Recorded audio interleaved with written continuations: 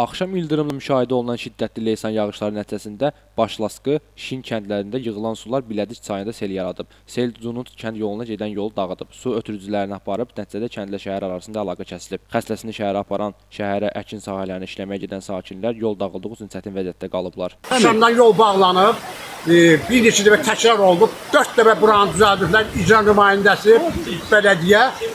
Mümkün deyil, bura körpü lazımdır. Başqa yolu yoxdur. Cunut kəndində dəfələrlə bu hadisələrə baş verir. Bura 4-cü səfərdir bu vəziyyətdir, buna əncam qoyma yox.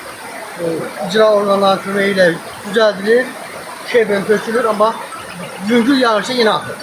4 dəfə bura düzəldir ki, bu il yenə yağışlar davam eləyir, yenə yağışlar var. Bizim bu dəqiqə əkin biçimimiz hamısı aşağıdadır. Vəziyyətlə əlaqədar kəndin aid olduğu Başlaskı kənd icra nümayəndəsi bildirdi ki, fəsadlar haqqında rayon fövqəladə hallar komissiyasına məlumat verilmişik. Qısa müddətdə şəhərlə maşın əlaqəsi bərpa olunacaq. Axşamdan yağan leysan xarakterli yağışlar nəticəsində Cunut kəndini şəhərlə birləşdirən ötürücü su tərəfindən aparılmışdır.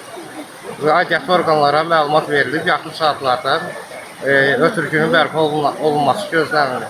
Rayonun Başlaskı kəndində yağış sularının yaratdığı sel kənd arası yolları da dağıdıb. Qum, çınqıl örtüyü yollarda avtomaşınların hərəkətinə çətinliklər yaradır. Rəhman Həkimzadə, Yusif Əliyev, bugün informasiya proqramı üçün.